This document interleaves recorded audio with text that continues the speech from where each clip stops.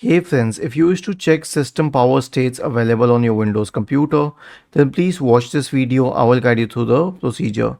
So the command is power cfg space /a. Copy it, search for command prompt in the Windows search bar and click on run as administrator in the right pane to open the elevated command prompt window. Paste this command here and hit enter. Now it shows that I have three states available here: the standby S3 one, hibernate one, and hybrid sleep one.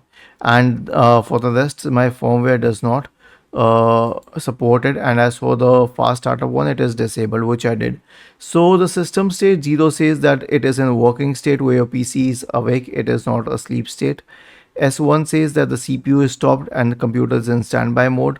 State 2 says that it is similar to S1 except for CPU context and contents are lost because the processor loses power. In state 1, it saves that part. In state 3, the data context is saved to the RAM and hard drives and fan etc. are shut down. And the fourth one is that the data is saved to the disk. It is also called the hibernate state. Was this helpful? If yes, then please subscribe to the channel, and if not, then let us know in the comment section of this video on how we could help you further. Thank you for watching this video and have a nice day.